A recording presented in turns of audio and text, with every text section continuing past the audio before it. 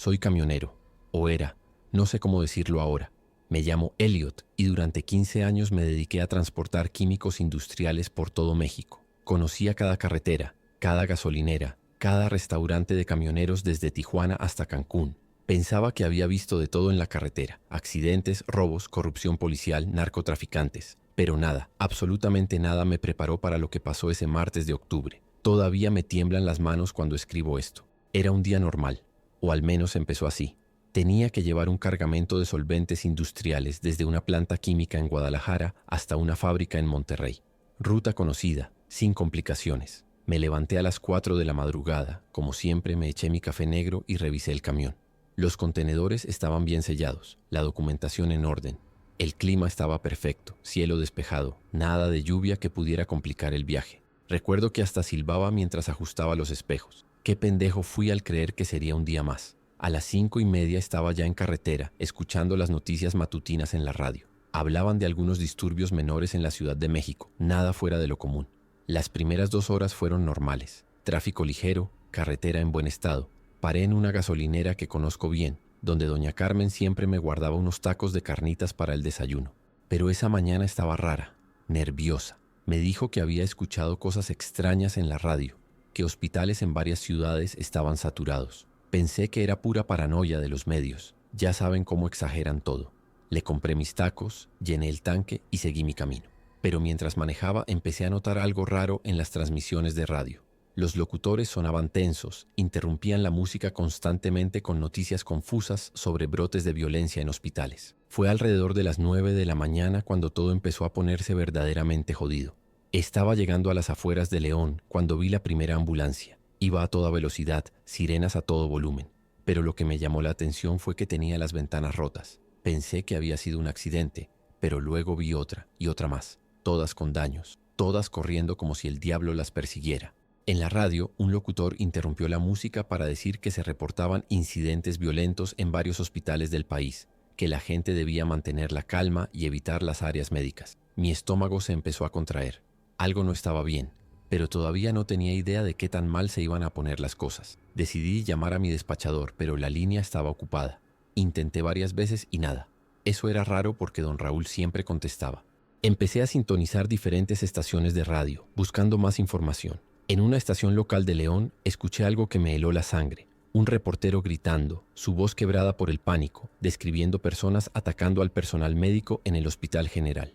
Decía que los atacantes parecían enfermos mentales, pero que eran demasiados, que la policía no podía controlar la situación. La transmisión se cortó abruptamente. Mi corazón empezó a latir más fuerte. Subí el volumen de la radio y cambié de estación, pero en todas había la misma confusión. Reportes fragmentados, líneas telefónicas cortadas, autoridades pidiendo calma sin explicar qué carajo estaba pasando. Fue entonces cuando vi el primer embotellamiento serio. La autopista, que normalmente fluía sin problemas, estaba completamente atorada. Cientos de autos avanzando a paso de tortuga, algunos abandonados en los carriles. Vi gente caminando entre los vehículos con maletas, familias enteras cargando lo que podían. El ambiente se sentía pesado como antes de una tormenta eléctrica. Bajé la ventanilla para escuchar mejor y pude oír gritos a lo lejos, sirenas de ambulancias y patrullas mezclándose en un coro desesperante. Una mujer pasó corriendo junto a mi camión, cargando a un niño pequeño con la cara desencajada por el terror. Le grité preguntándole qué pasaba, pero ni siquiera me volteó a ver. Solo siguió corriendo hacia el norte, como si algo horrible la persiguiera. Decidí abandonar la autopista principal y tomar una carretera secundaria que conocía bien. Era más lenta pero menos transitada, y necesitaba espacio para pensar. Mientras manejaba por esa ruta serpenteante entre cerros, intenté contactar a mi familia en Guadalajara. Mi hermana vivía allí con sus 2 hijos, y mi ex esposa también, pero todas las líneas estaban saturadas o fuera de servicio. La ansiedad me estaba carcomiendo el estómago. En la radio, las transmisiones se volvían cada vez más erráticas. Una estación transmitía música clásica sin interrupciones, otra repetía un mensaje automático pidiendo calma, y en una tercera escuché a un locutor llorando antes de que la señal se perdiera completamente. Era como si el mundo se estuviera desmoronando en tiempo real, y yo estaba ahí, solo en mi camión, sin saber qué hacer. A mediodía, cuando debería haber estado comiendo en mi restaurante favorito en Aguascalientes, estaba varado en un pueblo pequeño cuyo nombre ni recuerdo. Había decidido parar porque necesitaba combustible, y honestamente estaba cagado de miedo. El pueblo parecía desierto, pero no de forma normal. Las puertas de las casas estaban abiertas de par en par, como si la gente hubiera salido corriendo sin tiempo para cerrar.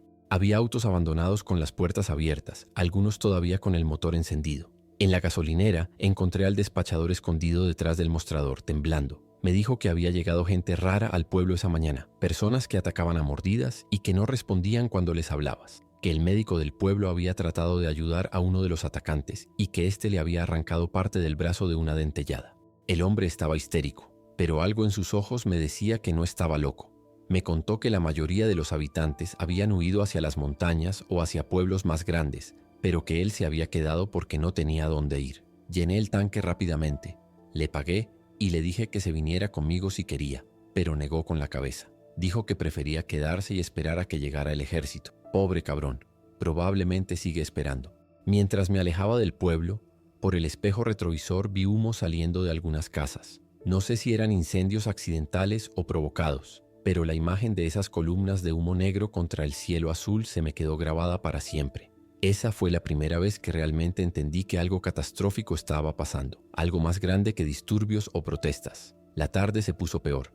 En la radio, las pocas estaciones que seguían transmitiendo repetían mensajes de emergencia. Hablaban de brotes de violencia extrema en las principales ciudades, de hospitales bajo asedio, de recomendaciones para evitar contacto con personas que mostraran comportamiento agresivo anormal. Pero nunca decían claramente qué era lo que estaba pasando. Era como si ni ellos mismos lo supieran. Intenté nuevamente llamar a mi familia, pero las torres de telefonía celular parecían estar fallando. Solo conseguía tonos ocupados o mensajes de error. La desesperación me estaba matando. Tenía que llegar a Guadalajara. Tenía que saber si mi hermana y sus niños estaban bien. Pero también sabía que dirigirme hacia una ciudad grande podría ser suicida en esas circunstancias. Fue alrededor de las 4 de la tarde cuando vi mi primera horda de infectados, aunque en ese momento no sabía cómo llamarlos. Estaba pasando por un tramo de carretera que corría paralela a un pueblo mediano cuando vi una multitud de personas caminando por la carretera principal del lugar. Al principio pensé que era una evacuación organizada, pero algo en su manera de moverse me llamó la atención. No caminaban como personas normales huyendo de un peligro. Se movían de forma extraña, descoordinada, pero con un propósito que no podía entender. Detuve el camión en una colina que me daba una vista panorámica del pueblo y saqué mis binoculares. Lo que vi me dejó sin aliento. Eran como 100 personas, tal vez más, pero estaban destrozadas. Ropa desgarrada, manchas de sangre, algunos cojeando severamente. Y se dirigían todos hacia el mismo lugar, como si algo los atrajera. Mientras los observaba, vi que alcanzaron a una familia que trataba de escapar en un auto. El vehículo se había quedado atascado en una zanja, y pude ver cómo esa multitud de personas se abalanzó sobre él. Incluso desde mi distancia, pude escuchar los gritos. Fue entonces cuando entendí que no eran personas normales comportándose de manera extraña por pánico. Algo estaba terriblemente mal con ellos. La forma en que se movían, la manera en que atacaron a esa familia, no era humana. Mis manos empezaron a temblar mientras bajaba los binoculares. El corazón me latía tan fuerte que podía sentirlo en los oídos. Subí al camión, encendí el motor y me alejé de ahí lo más rápido que pude. No podía hacer nada por esa familia, y sabía que si bajaba a ayudar, probablemente terminaría como ellos. Esa noche fue la peor de mi vida hasta ese momento. Decidí no manejar en la oscuridad porque no sabía qué podía encontrarme, así que busqué un lugar seguro para pasar la noche. Encontré una estación de servicio abandonada en medio de la nada, con suficiente espacio para estacionar el camión de manera que pudiera salir rápido si era necesario. Apagué todas las luces y me quedé dentro de la cabina, con las puertas bien cerradas. El silencio era aterrador. No había tráfico. No había sonidos de civilización, solo el viento soplando entre los árboles cercanos. Cada ruido me ponía los nervios de punta. Intenté dormir un poco, pero cada vez que cerraba los ojos veía esa imagen de la multitud atacando el auto. Pasé la mayor parte de la noche despierto, sudando frío y preguntándome si mi familia estaría bien. A las 5 de la mañana, cuando empezó a amanecer, encendí la radio otra vez. La mayoría de las estaciones estaban fuera del aire, pero encontré una transmisión de emergencia del gobierno. Una voz robótica repetía el mismo mensaje una y otra vez. Las principales ciudades estaban bajo cuarentena militar. Se prohibía el paso de civiles y se recomendaba buscar refugio en áreas rurales hasta que la situación se estabilizara. Pero lo que más me aterró fue la parte final del mensaje. Evite todo contacto físico con personas que muestren signos de infección. Los infectados son extremadamente peligrosos y pueden transmitir la condición a través de mordeduras o fluidos corporales. Infectados. Esa palabra me dio escalofríos. Ahora sabía que lo que había visto el día anterior no eran personas actuando de forma extraña por pánico. Estaban enfermos, infectados con algo que los convertía en... No sabía exactamente en qué, pero definitivamente en algo peligroso. Decidí cambiar mi ruta completamente. En lugar de ir hacia Monterrey como estaba planeado, tomé la decisión de dirigirme hacia Guadalajara para buscar a mi familia. Sabía que era arriesgado entrar a una ciudad grande, pero no podía seguir adelante sin saber si estaban bien. El camino hacia allá fue como manejar por un mundo fantasma. Pueblos completamente vacíos, granjas abandonadas, vehículos volcados o quemados en el arcén. En algunos lugares veía humo a lo lejos, pero evitaba investigar. Había aprendido la lección el día anterior. Mi trabajo ahora era llegar a mi familia, no jugar al héroe. El combustible me preocupaba porque las gasolineras estaban cerradas o saqueadas, pero tenía suerte de que mi camión tuviera un tanque grande y fuera eficiente. Calculé que tenía suficiente para llegar a Guadalajara, pero no mucho más. Fue alrededor del mediodía cuando encontré a la familia que cambiaría todo. Estaba pasando por una carretera secundaria cuando vi un auto volcado en una curva. Humo salía del motor y pude escuchar gritos de auxilio. Mi primer instinto fue seguir de largo, pero algo en esos gritos me detuvo. Eran voces de niños aterrorizadas. Paré el camión a unos 50 metros de distancia y me acerqué caminando. El auto era un sedán azul que había perdido el control y se había volteado. Dentro había una familia, madre, padre y 2 niños pequeños. La mujer estaba consciente, pero tenía una herida en la frente que sangraba mucho. Los niños lloraban, pero parecían estar bien. El hombre estaba inconsciente, pero respiraba. Lo extraño era que tenía marcas en el brazo, como mordeduras, y su piel se veía de un color grisáceo enfermizo. En ese momento no le presté mucha atención a eso. Solo pensé que había resultado herido en el accidente. Los saqué del auto uno por uno.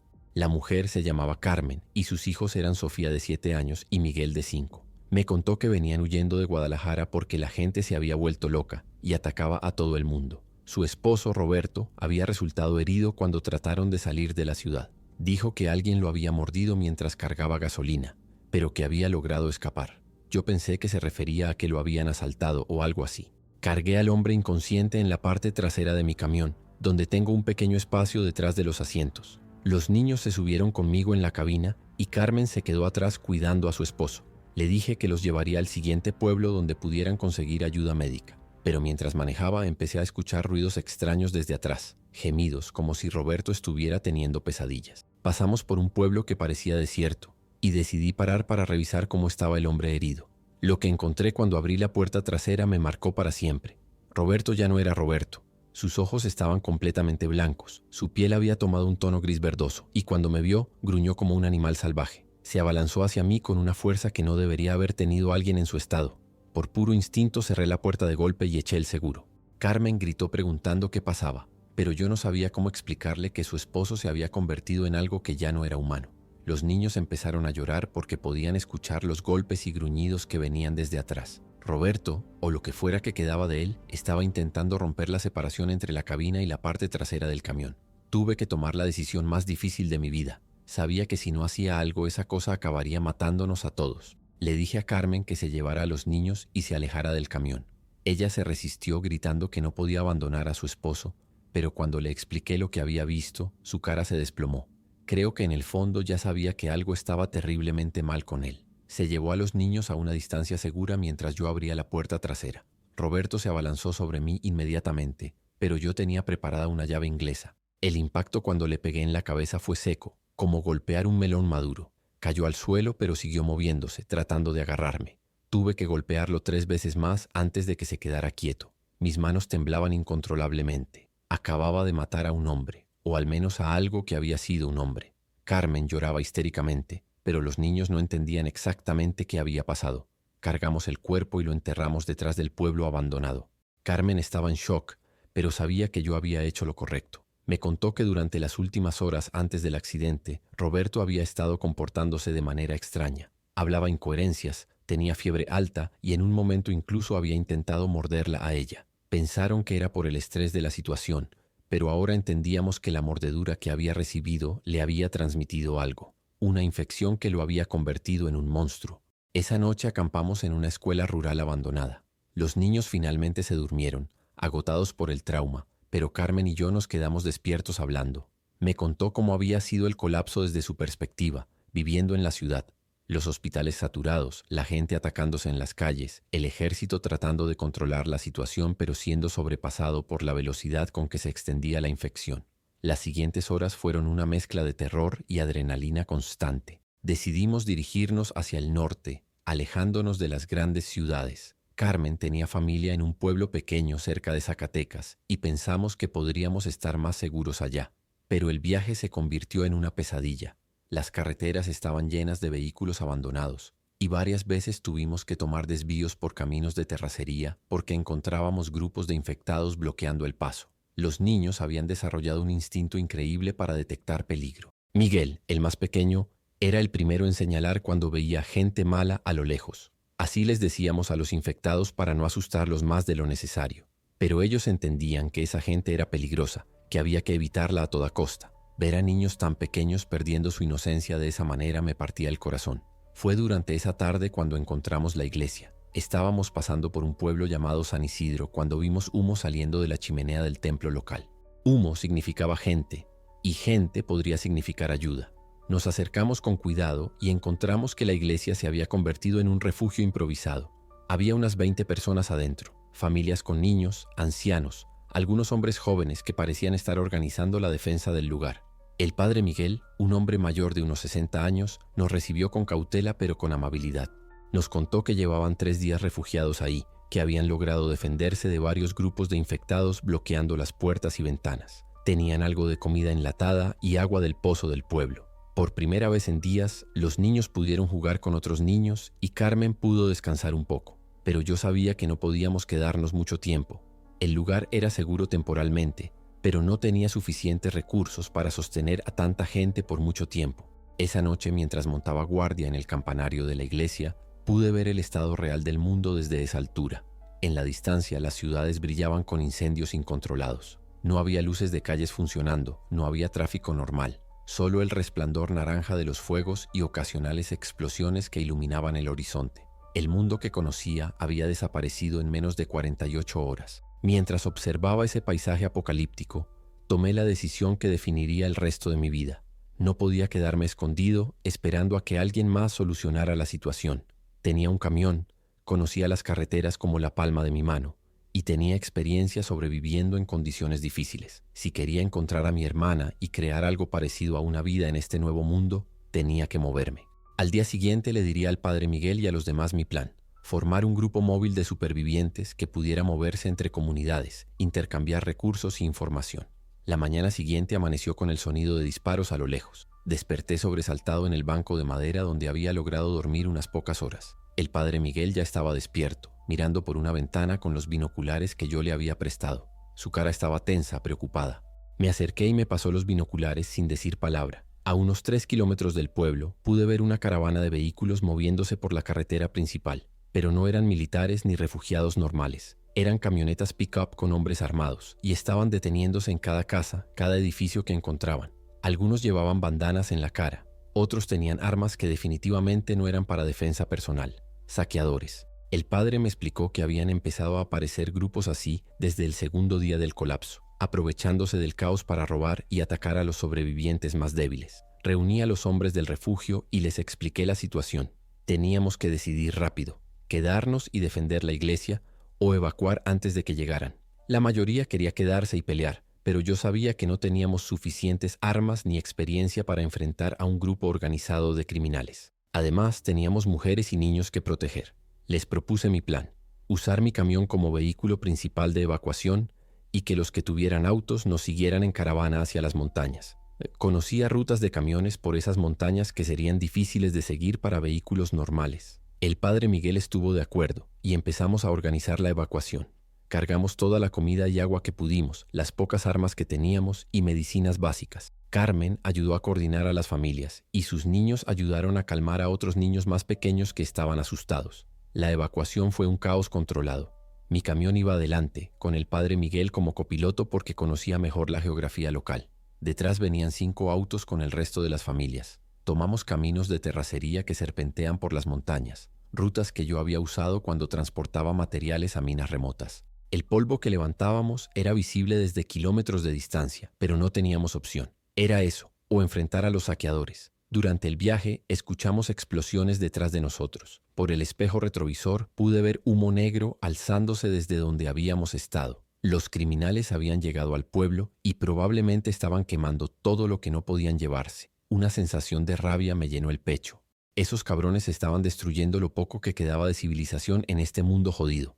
Después de 4 horas de manejo por caminos imposibles, llegamos a un valle escondido donde había una vieja estación repetidora de radio abandonada. El lugar era perfecto, elevado con buena vista de los accesos y con estructuras sólidas donde refugiarse. Pero lo más importante era que tenía un generador diésel que todavía funcionaba y equipos de radio de largo alcance. Mientras organizábamos el campamento temporal, logré hacer contacto con otros grupos de sobrevivientes por radio. Fue entonces cuando me enteré de que la situación era peor de lo que pensaba. Las principales ciudades habían caído completamente. El gobierno federal había perdido el control y los militares se habían replegado a bases fortificadas, abandonando a los civiles a su suerte. Pero también escuché algo esperanzador. Había otros grupos como el nuestro formando pequeñas comunidades de supervivientes, intercambiando información y recursos por radio. Durante los siguientes 2 días en la estación repetidora, me convertí en el coordinador informal de comunicaciones entre varios grupos de sobrevivientes en la región. Mi experiencia como camionero me daba ventajas que otros no tenían.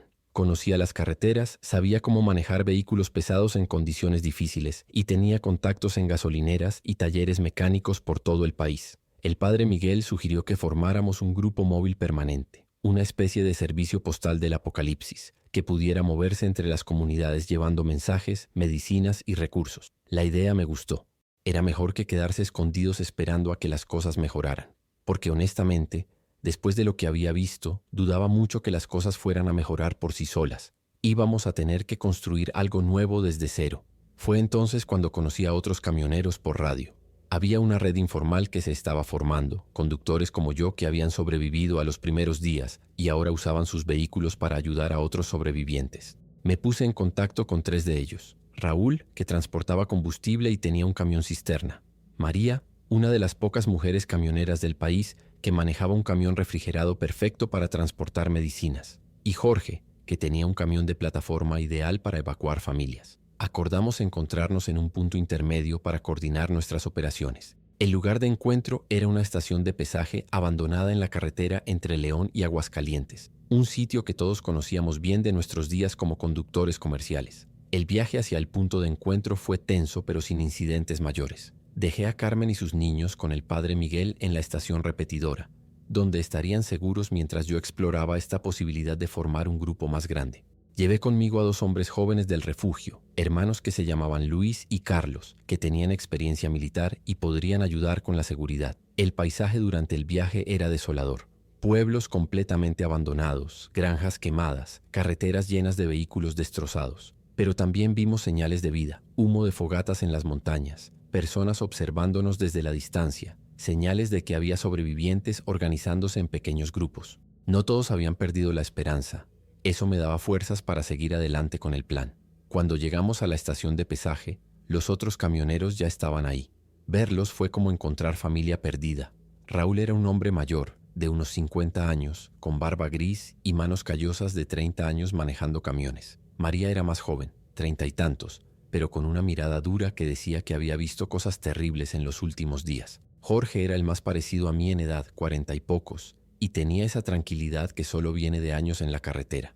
Todos teníamos las mismas preocupaciones, familias perdidas, rutas bloqueadas, combustible escaso y la necesidad desesperada de hacer algo útil en lugar de solo escondernos. Pasamos horas compartiendo información sobre rutas seguras, ubicaciones de tanques de combustible y grupos de sobrevivientes que habíamos encontrado. Fue la primera reunión de lo que se convertiría en nuestra red de supervivencia. Decidimos llamarnos los caminantes porque era lo que éramos, gente que se movía entre las comunidades de sobrevivientes, conectándolas y ayudándolas. Cada uno mantendría su área de operación, pero coordinaríamos por radio y nos ayudaríamos cuando fuera necesario.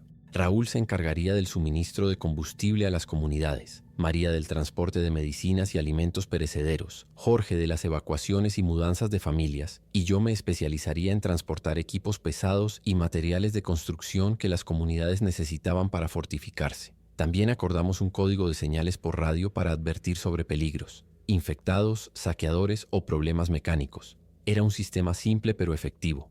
Por primera vez desde que empezó todo esto, sentía que estaba haciendo algo constructivo en lugar de solo reaccionar al caos. El primer trabajo coordinado que hicimos como grupo fue ayudar a evacuar una escuela rural donde se habían refugiado unas 40 personas. Habían logrado mantenerse seguros durante una semana, pero se estaban quedando sin agua porque los infectados habían contaminado su pozo. La operación fue perfecta. Raúl llegó con combustible para sus generadores y vehículos. María trajo medicinas para varios enfermos que tenían. Jorge evacuó a las familias más vulnerables hacia una comunidad más segura en las montañas, y yo transporté sus suministros pesados y herramientas. Trabajamos como un equipo bien coordinado, y logramos completar la evacuación en menos de 6 horas. Cuando terminamos, todos estábamos sonriendo.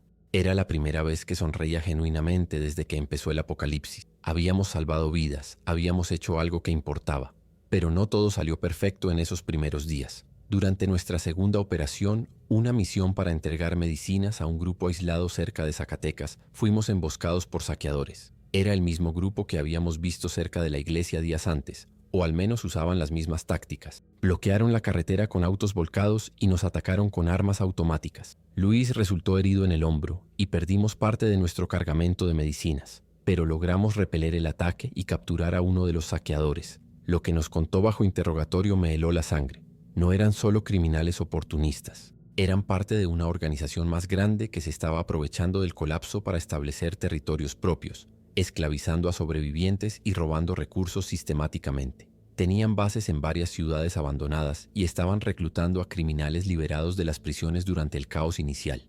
Esa noche, mientras curábamos las heridas de Luis y reparábamos los daños a nuestros vehículos, tomamos una decisión que cambiaría la naturaleza de nuestro grupo. Ya no podíamos ser solo un servicio de transporte humanitario. Íbamos a tener que convertirnos también en una fuerza de protección para las comunidades de sobrevivientes. Ninguno de nosotros era militar profesional, pero todos habíamos aprendido a defendernos en las carreteras durante años. Raúl había sido policía antes de ser camionero. María había crecido en una familia de cazadores y Jorge tenía entrenamiento básico del servicio militar. Decidimos armarnos mejor y entrenar a los voluntarios de las comunidades que ayudábamos. Si los saqueadores querían guerra, se la íbamos a dar, pero iba a ser guerra para proteger a los inocentes, no para conquistar territorio. Esa diferencia era lo único que nos separaba de convertirnos en lo mismo que estábamos combatiendo. Durante las siguientes 2 semanas, los caminantes evolucionamos de ser un grupo de transporte a una organización de supervivencia completa.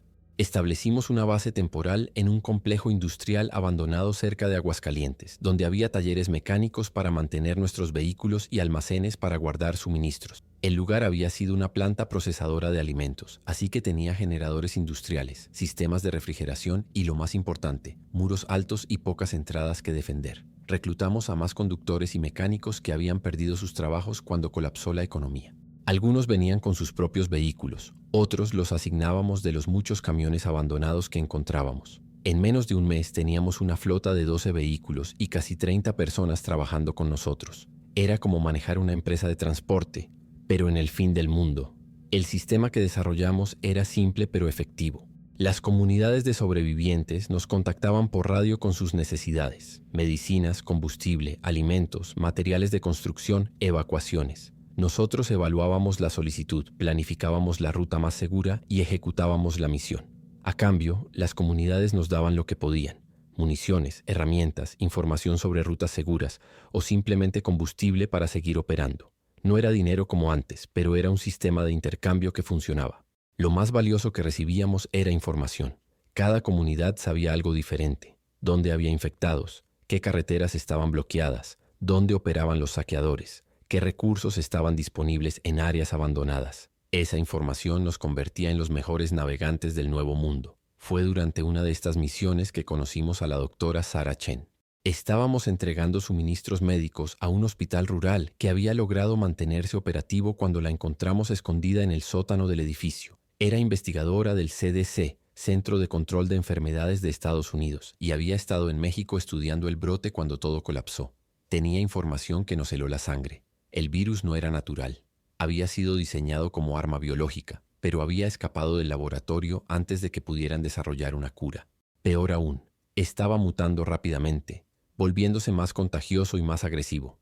Los infectados de ahora eran más rápidos y más inteligentes que los primeros que habíamos visto. Algunos incluso parecían capaces de usar herramientas básicas y coordinar ataques grupales. La doctora Chen nos contó que había un laboratorio del CDC en Guadalajara que podría tener muestras del virus original y posiblemente tratamientos experimentales. Pero el lugar estaba en pleno corazón de la ciudad, rodeado de miles de infectados y controlado por grupos militares que disparaban a cualquier civil que se acercara.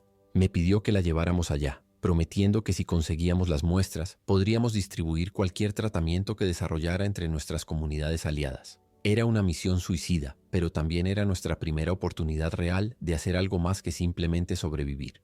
Le dije que lo pensaría, pero en mi corazón ya sabía que íbamos a intentarlo. Era demasiado importante como para ignorarlo. Además, yo todavía necesitaba saber qué había pasado con mi hermana en Guadalajara.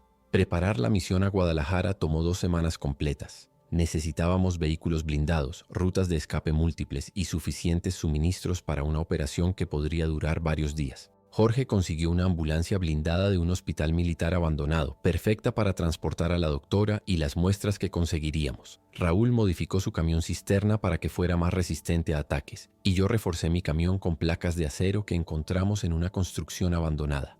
María se quedó coordinando las comunicaciones desde nuestra base, manteniendo contacto con las comunidades que dependían de nosotros. También reclutamos a 10 voluntarios más, incluyendo a Luis y Carlos, que ya habían demostrado su valor en combate. Todos sabían que era una misión de alto riesgo, pero también entendían la importancia de conseguir información médica sobre el virus. El viaje hacia Guadalajara fue como descender al infierno. Las carreteras principales estaban completamente bloqueadas por vehículos abandonados y barricadas militares destruidas. Tuvimos que usar rutas secundarias que yo conocía de mis años como camionero, caminos que rodeaban la ciudad por zonas industriales y rurales, pero incluso esas rutas estaban plagadas de peligros. Grupos de infectados vagaban por todas partes, atraídos por el ruido de nuestros motores. Varias veces tuvimos que detenernos y eliminar grupos pequeños que bloqueaban nuestro paso. Los nuevos infectados eran definitivamente diferentes, más agresivos, más rápidos y algunos parecían capaces de comunicarse entre ellos con gruñidos y gestos. Era aterrador ver esa evolución del virus en tiempo real. La doctora Chen tomaba notas constantemente, documentando los cambios que observaba en los infectados. Cuando llegamos a los suburbios de Guadalajara, el panorama era apocalíptico. Edificios quemados, calles llenas de cadáveres en descomposición, autos volcados formando barricadas improvisadas. Pero lo más perturbador era el silencio. Una ciudad de millones de habitantes reducida a un cementerio silencioso, interrumpido solo ocasionalmente por rugidos distantes de infectados o disparos esporádicos. Usamos binoculares para explorar desde una colina antes de avanzar hacia el centro. Podíamos ver grupos de infectados moviéndose por las calles principales, algunos en grupos de cientos. También vimos evidencia de sobrevivientes, humo de fogatas en edificios altos, barricadas construidas inteligentemente, señales de que había gente viva escondida en la ciudad.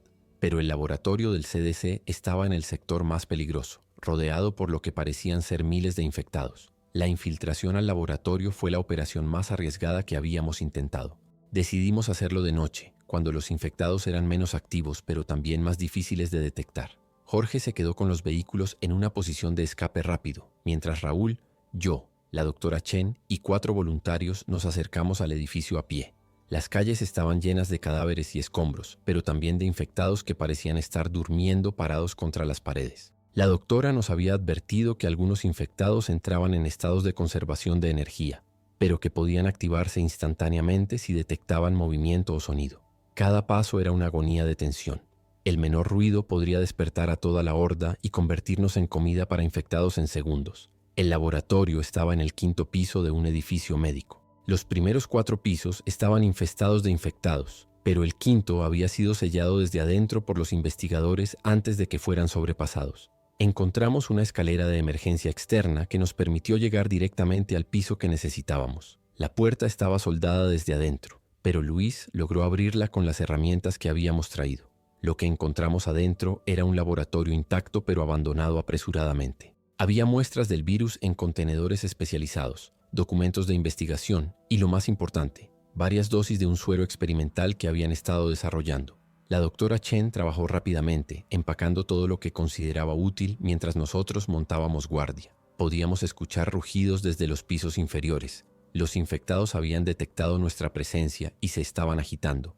La salida del laboratorio se convirtió en una pesadilla. Mientras bajábamos por la escalera externa, una ventana se rompió en el tercer piso y varios infectados empezaron a salir del edificio, cayendo al pavimento pero levantándose inmediatamente para perseguirnos. Sus rugidos alertaron a otros grupos en el área y pronto teníamos una horda de cientos de infectados corriendo hacia nosotros desde todas las direcciones. Corrimos hacia donde Jorge nos esperaba con los vehículos, pero tuvimos que abrirnos paso a tiros a través de grupos de infectados que bloqueaban nuestro camino. Luis fue mordido en la pierna durante la huida, pero logramos subirlo al vehículo antes de que los infectados lo alcanzaran. La doctora Chen inmediatamente le aplicó una dosis del suero experimental, rezando para que funcionara. No sabíamos si el tratamiento era efectivo, pero era nuestra única esperanza de salvar a Luis y probar si realmente teníamos algo útil. El viaje de regreso fue una carrera contra el tiempo. Luis estaba desarrollando síntomas de infección, fiebre alta, delirio, y su piel empezaba a tomar ese color grisáceo característico de los infectados. Pero también había diferencias. El suero parecía estar ralentizando el proceso, dándole momentos de lucidez entre los episodios de confusión.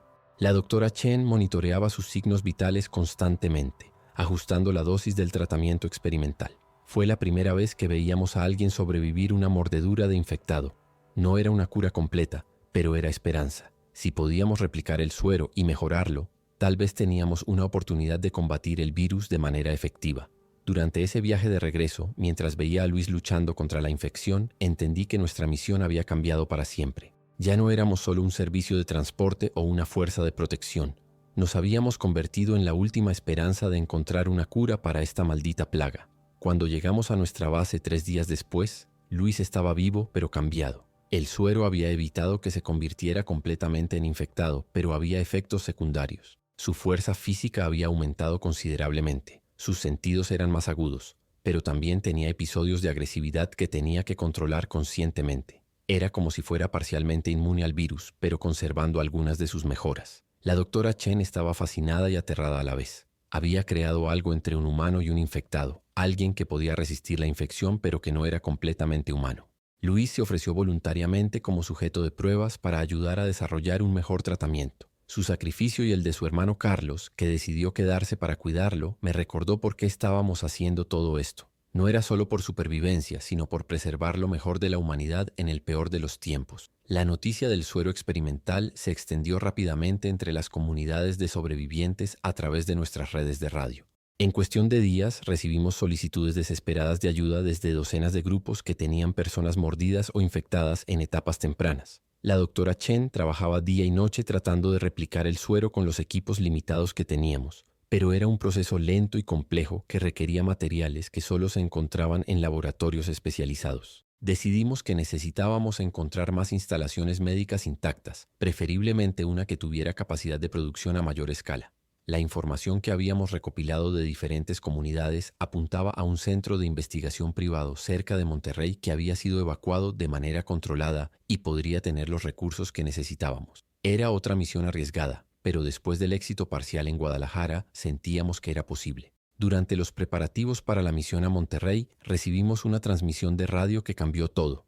Era del gobierno estadounidense, o lo que quedaba de él, anunciando la existencia de zonas seguras establecidas en varios puntos estratégicos de América del Norte. Una de estas zonas estaba en una instalación militar cerca de la frontera entre Texas y Nuevo León. Prometían tratamiento médico, refugio seguro y recursos para cualquier sobreviviente que pudiera llegar hasta allá. Pero también había una advertencia: solo podían aceptar un número limitado de personas y darían prioridad a individuos con habilidades específicas que fueran útiles para la reconstrucción. Médicos, ingenieros, científicos y personal militar serían aceptados automáticamente. El resto tendría que pasar por un proceso de evaluación para determinar su valor para la comunidad. Esa última parte me dio escalofríos. Sonaba demasiado a selección artificial para mi gusto. Decidimos investigar esta supuesta zona segura antes de comprometernos o recomendarla a las comunidades que dependían de nosotros. La doctora Chen estaba particularmente interesada porque la instalación podría tener los recursos médicos que necesitaba para perfeccionar el tratamiento contra el virus. Pero yo tenía mis reservas. Durante mis años como camionero había aprendido a desconfiar de promesas que sonaban demasiado buenas para ser verdad. Organizamos una expedición de reconocimiento, un grupo pequeño que pudiera acercarse a la zona, evaluar la situación y regresar con información fidedigna. Jorge se ofreció voluntario para liderar el equipo de reconocimiento junto con la doctora Chen y 2 voluntarios más. Yo me quedaría coordinando las operaciones normales de los caminantes y manteniendo las comunicaciones. Era frustrante no ir personalmente, pero alguien tenía que mantener funcionando la red de suministros. Durante la semana que Jorge y su equipo tardaron en llegar a la zona segura, las cosas se complicaron significativamente en nuestra área de operación. Los grupos de saqueadores se habían organizado mejor y estaban atacando sistemáticamente las comunidades más pequeñas, forzando a los sobrevivientes a huir hacia las montañas o hacia nuestras bases protegidas. Tuvimos que convertir nuestra operación de transporte en una operación militar de tiempo completo. Raúl había modificado su camión cisterna para que pudiera funcionar como vehículo de combate, con placas blindadas y monturas para ametralladoras. María había reclutado a varios exmilitares que trajeron disciplina y entrenamiento táctico a nuestro grupo. Yo había empezado a coordinar no solo misiones de suministro, sino operaciones de rescate y ataques preventivos contra bases de saqueadores. Era agotador pero necesario. Si no defendíamos a las comunidades de sobrevivientes, no habría nadie a quien abastecer. El reporte que Jorge envió por radio desde la zona segura fue inquietante. La instalación existía y era real, pero las condiciones para entrar eran mucho más estrictas de lo que habían anunciado. Había una valla electrificada de varios kilómetros de perímetro, torres de vigilancia con ametralladoras y guardias que disparaban sin previo aviso a cualquier infectado o intruso no autorizado.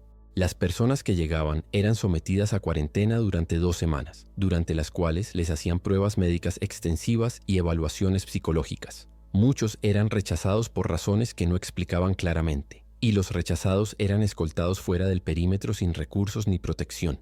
Peor aún, había rumores entre los refugiados de que usaban a algunos de ellos como sujetos de prueba para tratamientos experimentales. La doctora Chen había logrado hablar con algunos de los médicos de la instalación y le habían confirmado que estaban trabajando en una cura, pero usando métodos que ella consideraba éticamente cuestionables. Lo que más me molestó del reporte de Jorge fue la descripción de cómo trataban a los refugiados. Los separaban por categorías: útiles, potencialmente útiles y carga.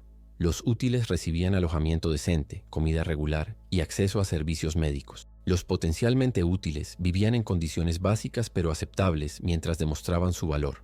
Los clasificados como carga, principalmente ancianos, niños pequeños sin padres y personas con discapacidades, vivían en condiciones deplorables en barracas superpobladas con raciones mínimas de comida. Era un sistema de castas disfrazado de programa de supervivencia. Jorge también reportó que había detectado laboratorios subterráneos donde llevaban a cabo experimentos y que algunos refugiados desaparecían periódicamente sin explicación. Decidí inmediatamente que no recomendaríamos esta zona segura a ninguna de nuestras comunidades aliadas. Era mejor vivir libres con riesgos que esclavizados con seguridad falsa. Cuando Jorge y su equipo regresaron una semana después, trajeron consigo algo inesperado: a la doctora Chen y 5 refugiados que habían logrado escapar de la instalación. La doctora había robado muestras de los tratamientos que estaban desarrollando en la zona segura, así como documentos que detallaban sus experimentos. Lo que había descubierto la había horrorizado tanto que decidió huir en lugar de continuar colaborando con ellos. Los experimentos incluían infectar deliberadamente a refugiados sanos para probar tratamientos, usar niños como sujetos de prueba porque su sistema inmunológico se adaptaba mejor al virus, y desarrollar versiones modificadas del virus para uso como arma biológica. Era exactamente el tipo de ciencia cinética que había causado el apocalipsis en primer lugar. Los 5 refugiados que trajeron eran familias que habían sido marcadas para eliminación porque no tenían habilidades útiles y estaban consumiendo recursos. Con las nuevas muestras y documentos que la doctora Chen había traído, pudimos establecer nuestro propio laboratorio de investigación en una sección aislada de nuestra base. Era primitivo comparado con las instalaciones de la zona segura, pero era nuestro, y podíamos trabajar según nuestros propios principios éticos. La doctora empezó a desarrollar versiones mejoradas del suero antiviral, esta vez enfocándose en prevenir la infección en lugar de solo tratarla después de que ocurriera. Los refugiados que habían escapado con ella tenían información valiosa sobre otros grupos de sobrevivientes en el área fronteriza, incluyendo comunidades que estaban siendo explotadas por la zona segura como fuentes de material de prueba. Decidimos que nuestro próximo objetivo sería establecer contacto con esas comunidades y ofrecerles una alternativa real a la supuesta seguridad que prometía el gobierno. Durante los siguientes meses, los caminantes evolucionamos hacia algo que nunca había imaginado cuando empezó todo esto. Ya no éramos solo una red de transporte, ni siquiera solo una fuerza de protección. Nos habíamos convertido en los fundadores de una nueva sociedad, una red de comunidades libres que cooperaban voluntariamente en lugar de estar controladas por autoridades autocráticas. Establecimos rutas regulares de comercio e intercambio entre más de 20 comunidades de sobrevivientes, desde pequeños grupos familiares hasta pueblos enteros que habían logrado defenderse del colapso. Desarrollamos un sistema de comunicaciones por radio que mantenía a todas las comunidades conectadas, compartiendo información sobre amenazas, recursos y oportunidades. La doctora Chen estableció una red de clínicas móviles que llevaban tratamientos médicos básicos y el suero antiviral a cualquier comunidad que lo necesitara. Lo más importante que aprendí durante ese periodo fue que la supervivencia no se trata solo de mantenerse vivo, se trata de mantener viva la humanidad, los valores que nos hacen mejores que los animales o las máquinas. Cada vez que ayudábamos a una familia a reunirse, cada vez que compartíamos recursos con comunidades que no tenían nada que ofrecernos a cambio, cada vez que elegíamos la cooperación sobre la competencia, estábamos reconstruyendo el mundo de una manera mejor que como había sido antes. Los saqueadores y los autoritarios de la zona segura habían elegido usar la crisis como excusa para implementar sus peores instintos. Nosotros habíamos elegido usarla como oportunidad para implementar los mejores. Era trabajo duro, muchas veces peligroso, y no siempre funcionaba. Perdimos gente, fallamos en algunas misiones y cometimos errores que costaron vidas, pero cada día construíamos algo mejor que lo que habíamos perdido. El momento en que realmente entendí el impacto de lo que estábamos haciendo fue cuando recibimos una transmisión de radio de mi hermana. Había sobrevivido al colapso de Guadalajara y había estado viviendo con un grupo de sobrevivientes en las montañas cercanas. Habían escuchado hablar de los caminantes a través de la red de radio y querían unirse a nuestra red de comunidades. Cuando finalmente pude reunirme con ella después de casi un año de separación, me contó cómo nuestro trabajo había dado esperanza a grupos de sobrevivientes por todo el país. No éramos solo una organización de transporte o una milicia protectora. Nos habíamos convertido en el símbolo de que era posible reconstruir la civilización sin perder el alma en el proceso. Esa noche, mientras escuchaba a mi hermana contarme sobre sus experiencias, me di cuenta de que habíamos logrado algo que creí imposible cuando todo empezó. Habíamos encontrado una manera de convertir el fin del mundo en el comienzo de algo mejor. Durante mis últimas misiones como coordinador de los caminantes, antes de establecerme permanentemente como administrador de la red de comunidades, reflexioné mucho sobre todo lo que había cambiado desde ese primer día cuando vi a la multitud de infectados atacar a esa familia en la carretera. En ese momento pensé que el mundo se había acabado, que todo lo que conocía había desaparecido para siempre. Y tenía razón, en cierto sentido. El mundo viejo, con sus gobiernos corruptos, sus corporaciones despiadadas y su individualismo tóxico, había muerto. Pero en su lugar había nacido algo nuevo. Comunidades pequeñas pero fuertes, cooperación voluntaria en lugar de competencia forzada y un sentido de propósito compartido que había estado ausente durante décadas. No era perfecto y probablemente nunca lo sería, pero era nuestro, construido con nuestras propias manos y según nuestros propios valores. Y eso lo hacía infinitamente mejor que cualquier zona segura establecida por autoridades que veían a los seres humanos como recursos desechables. El establecimiento de mi nueva vida como coordinador permanente de la red de comunidades fue extraño al principio. Después de más de 15 años viviendo en la carretera, estar en un lugar fijo se sentía antinatural. Pero mi papel había evolucionado más allá del transporte físico de bienes. Ahora coordinaba el flujo de información, recursos y personas entre más de 30 comunidades dispersas por todo el centro de México. Mi oficina era una torre de comunicaciones modificada donde pasaba la mayor parte del día hablando por radio con líderes comunitarios, planificando rutas de suministro y coordinando operaciones de rescate. Era trabajo de escritorio, pero cada decisión que tomaba afectaba directamente la vida o muerte de cientos de personas. María había tomado mi lugar como líder de campo de los caminantes y bajo su liderazgo la organización había crecido a más de 50 vehículos y 200 operadores. Ver cómo algo que había empezado como un grupo desesperado de 4 camioneros se había convertido en la columna vertebral de una nueva civilización me llenaba de orgullo y responsabilidad a partes iguales. La doctora Chen había establecido su laboratorio principal en un complejo médico abandonado que habíamos fortificado y convertido en centro de investigación. Trabajaba con un equipo de 12 médicos y científicos que habían escapado de diversas instalaciones gubernamentales o universitarias durante el colapso. Su trabajo con el suero antiviral había progresado significativamente. Ya no solo trataba infecciones existentes, sino que había desarrollado una vacuna preventiva que ofrecía inmunidad parcial al virus por periodos de 6 meses. Era un avance revolucionario que estábamos distribuyendo gratuitamente a todas las comunidades de nuestra red. Pero lo más importante de su trabajo era que lo hacía de manera transparente y ética. Todos los experimentos eran voluntarios, todos los resultados se compartían abiertamente, y cualquier comunidad podía solicitar acceso a los tratamientos sin importar qué pudieran ofrecer a cambio.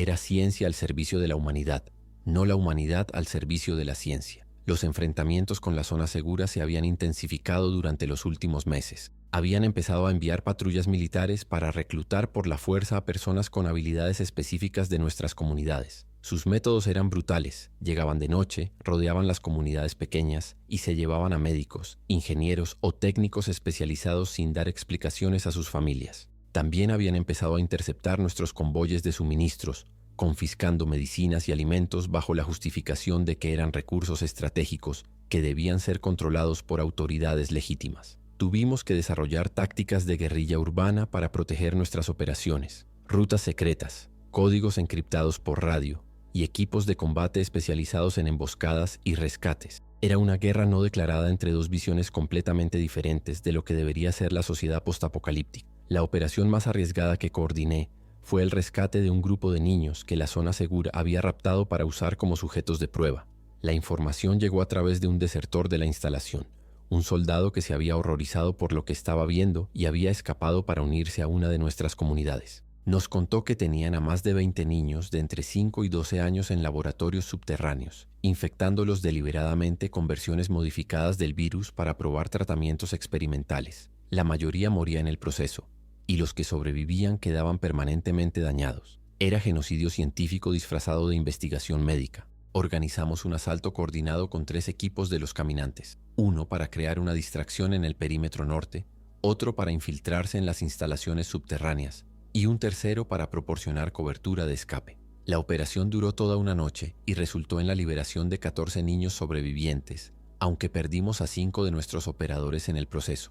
Los niños que rescatamos estaban en condiciones terribles, desnutridos, traumatizados y varios de ellos con infecciones parciales causadas por los experimentos. La doctora Chen trabajó día y noche para estabilizar su condición física, mientras que los psicólogos de nuestras comunidades se encargaron de ayudarlos emocionalmente. Algunos nunca se recuperaron completamente, pero todos lograron encontrar familias adoptivas dentro de nuestra red de comunidades. Ver a esos niños jugando y riendo de nuevo, después de todo lo que habían sufrido, me recordó por qué estábamos luchando. No se trataba solo de sobrevivir al apocalipsis, sino de preservar la inocencia y la bondad humana en medio de la barbarie. Cada niño salvado, cada familia reunida, cada comunidad protegida era una victoria contra la oscuridad que había tratado de consumir el mundo. El costo personal de liderar esta resistencia era alto. Había perdido a más amigos en los últimos 2 años que en toda mi vida anterior. Raúl había muerto en una emboscada de saqueadores mientras protegía una evacuación de civiles. Jorge había sido capturado durante una misión de reconocimiento y torturado hasta la muerte por fuerzas de la zona segura.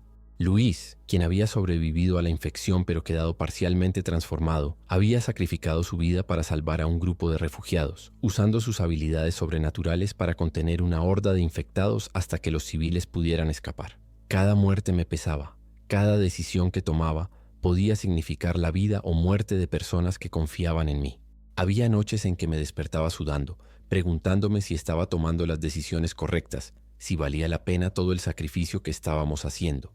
Pero también había momentos de esperanza que hacían que todo valiera la pena, como cuando recibí la noticia de que una de nuestras comunidades había logrado restablecer la educación formal para niños, con maestros voluntarios y libros que habíamos rescatado de bibliotecas abandonadas. O cuando la doctora Chen me informó que su equipo había desarrollado un tratamiento que podía revertir parcialmente las transformaciones causadas por el virus, ofreciendo esperanza a personas como Luis, que vivían en el limbo entre humanidad e infección. O cuando escuchaba por radio a familias que se habían reunido después de meses de separación gracias a nuestras operaciones de búsqueda y rescate. Esos momentos me recordaban que estábamos construyendo algo hermoso sobre las ruinas de la civilización anterior, algo que valía todos los sacrificios que habíamos hecho.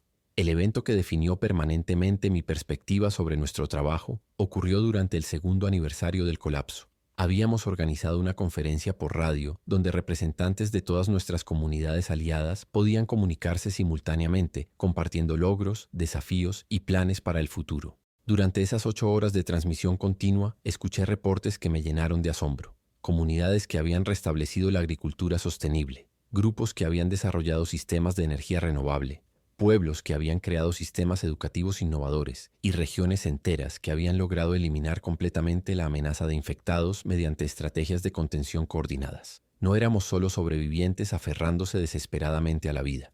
Éramos pioneros construyendo un mundo mejor que el que habíamos perdido.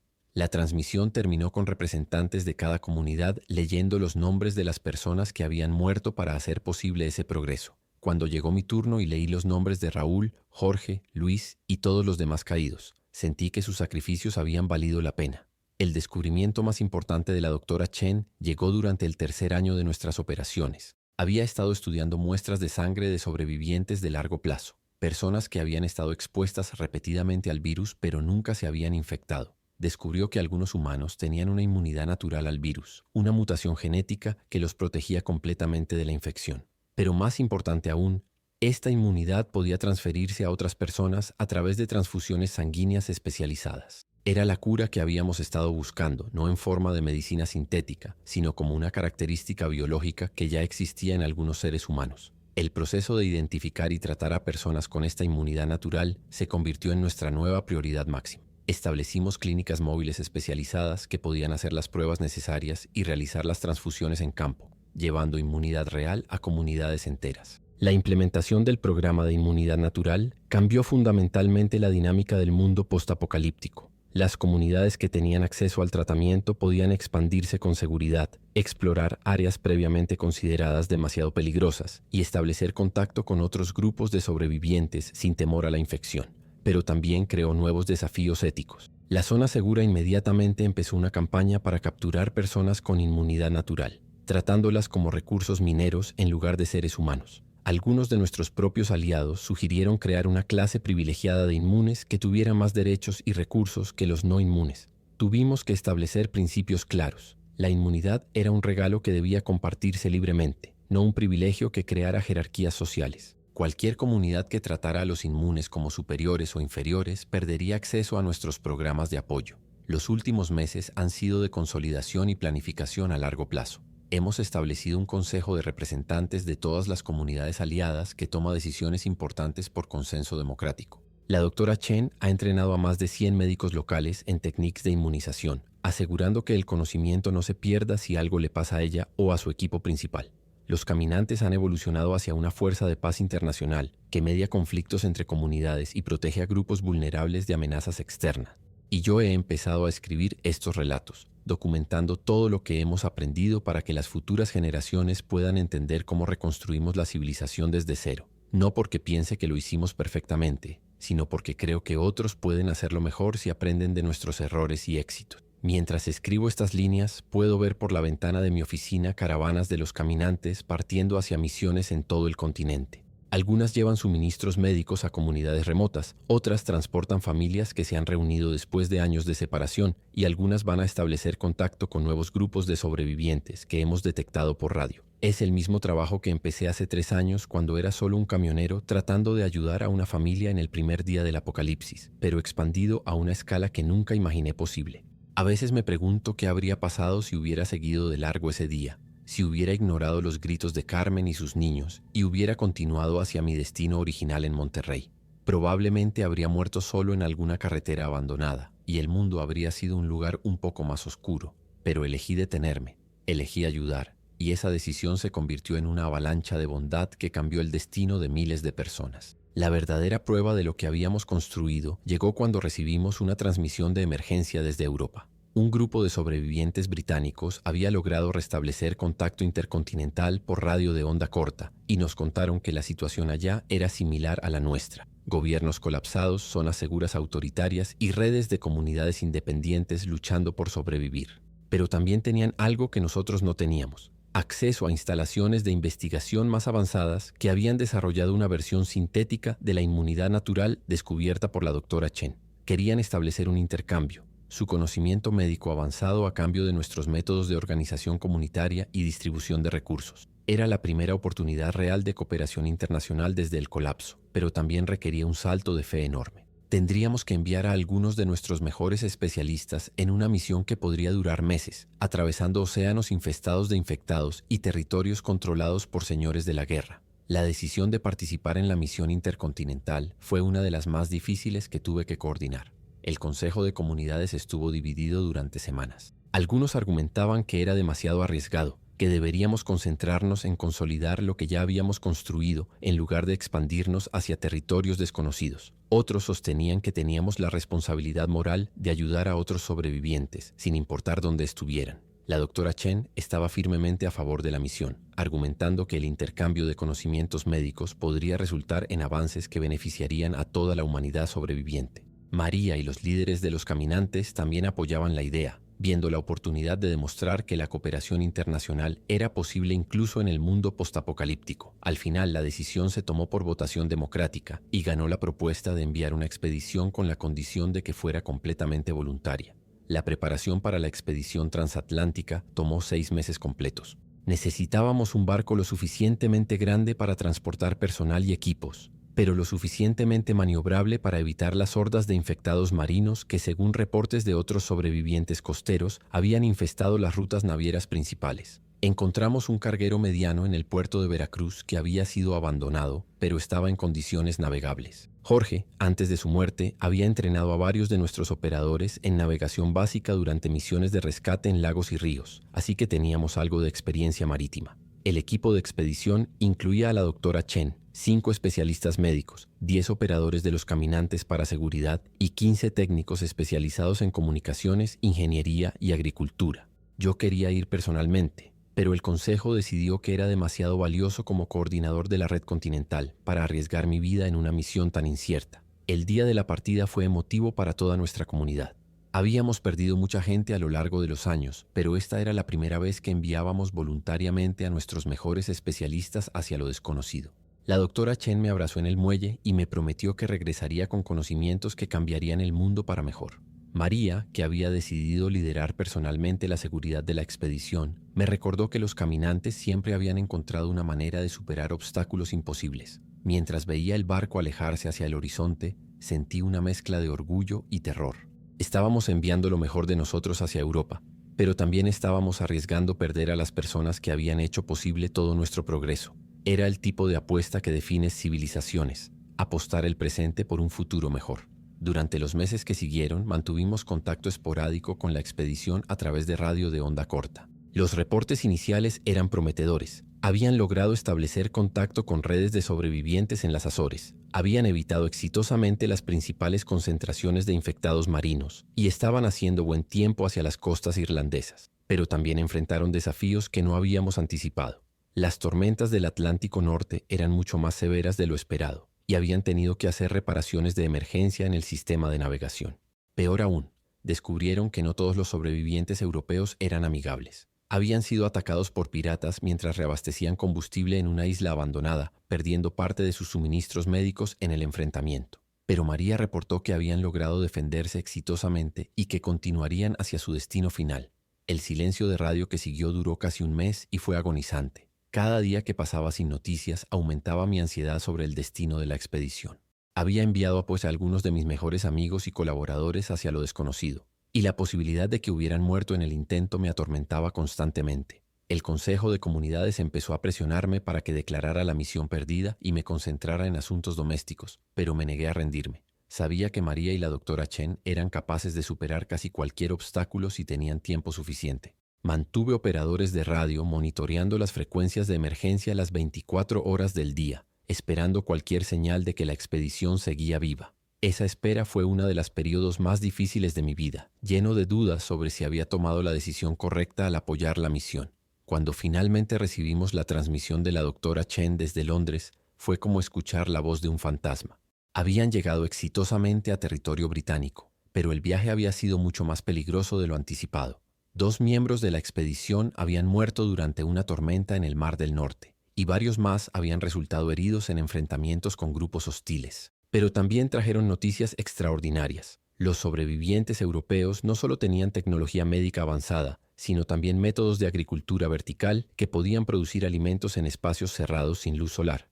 Más importante aún, habían desarrollado sistemas de comunicación que podían funcionar a escala global, conectando redes de sobrevivientes en todos los continentes. La expedición no solo había sido un éxito, sino que había abierto posibilidades que cambiarían fundamentalmente la naturaleza de la supervivencia postapocalíptica. Los meses que siguieron trajeron una revolución en nuestras capacidades. Los conocimientos intercambiados con los europeos nos permitieron establecer la primera red de comunicaciones verdaderamente global desde el colapso. Podíamos hablar directamente con sobrevivientes en Australia, Japón e incluso algunas partes de África donde pequeños grupos habían logrado mantener tecnología funcional.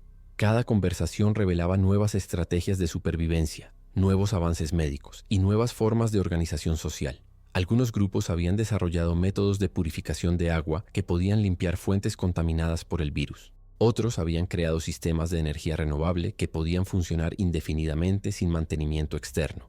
Y unos pocos habían logrado establecer industrias básicas que podían producir herramientas, medicinas y equipos esenciales para la supervivencia a largo plazo. Pero el intercambio global también reveló amenazas que no habíamos considerado. Algunas regiones del mundo habían desarrollado versiones del virus mucho más agresivas que las que conocíamos. Otros territorios estaban controlados por organizaciones militares que habían evolucionado hacia dictaduras fascistas que esclavizaban a los sobrevivientes civiles. Y en algunos lugares, los experimentos sin ética habían creado nuevas formas de vida infectada que eran significativamente más inteligentes y organizadas que los infectados normales. Estas superhordas podían usar herramientas básicas, coordinar ataques complejos, e incluso comunicarse entre ellas usando formas primitivas de lenguaje. La amenaza ya no era solo supervivir al apocalipsis original, sino prevenir que estas nuevas amenazas se extendieran hacia las regiones que habían logrado estabilizarse. La formación de la Alianza Global de Sobrevivientes fue la evolución natural de estos nuevos contactos intercontinentales. Representantes de redes de supervivientes de todos los continentes se reunieron virtualmente a través de nuestros sistemas de comunicación mejorados para establecer principios comunes y estrategias coordinadas. Los principios básicos eran simples pero poderosos: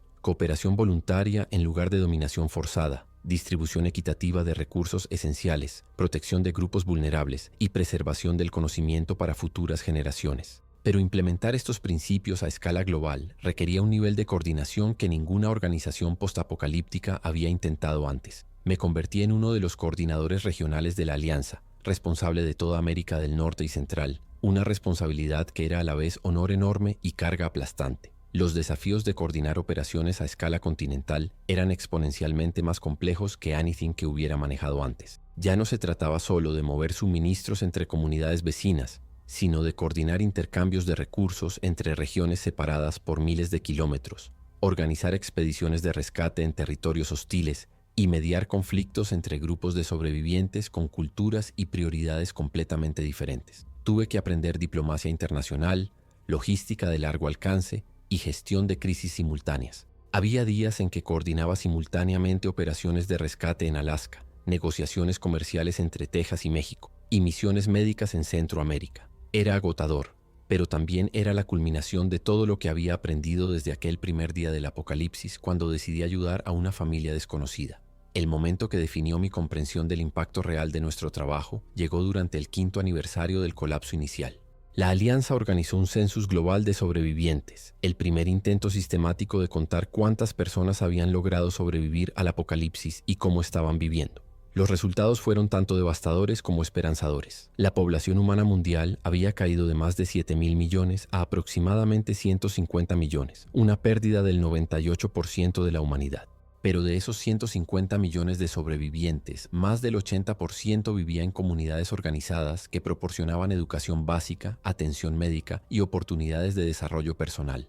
No eran solo refugios de supervivencia, sino sociedades funcionantes que habían preservado lo mejor de la civilización humana mientras eliminaban muchas de sus peores características. Las estadísticas más impactantes del census no eran sobre números, sino sobre calidad de vida. Los niños nacidos después del colapso mostraban niveles de cooperación, creatividad y resolución de problemas significativamente más altos que los registrados en la era preapocalíptica. Las tasas de violencia interpersonal habían caído dramáticamente, excepto en áreas controladas por organizaciones autoritarias. Y más sorprendente aún, los niveles reportados de satisfacción personal y propósito de vida eran consistentemente más altos entre los sobrevivientes que los que habían sido documentados en la población general antes del colapso. Era como si la humanidad, forzada a enfrentar su propia mortalidad y fragilidad, hubiera redescubierto lo que realmente importaba: conexión humana, trabajo significativo y cooperación hacia objetivos comunes. Estos últimos años han sido de reflexión y planificación para el futuro a largo plazo. Ya no se trata de solo sobrevivir día a día, sino de construir fundaciones para una civilización que pueda durar generaciones. Hemos establecido universidades móviles que preservan conocimientos científicos, técnicos y culturales, bibliotecas digitales que contienen millones de libros, películas y documentos de la era anterior, y sistemas de aprendizaje que combinan educación tradicional con las habilidades prácticas necesarias para vivir en el mundo post-apocalíptico. Los niños que crecen ahora aprenden tanto literatura clásica como técnicas de supervivencia, tanto matemáticas avanzadas como agricultura sostenible, tanto historia mundial como navegación por territorios peligrosos. Son la primera generación verdaderamente postapocalíptica, y serán ellos quienes determinen si lo que hemos construido puede evolucionar hacia algo aún mejor.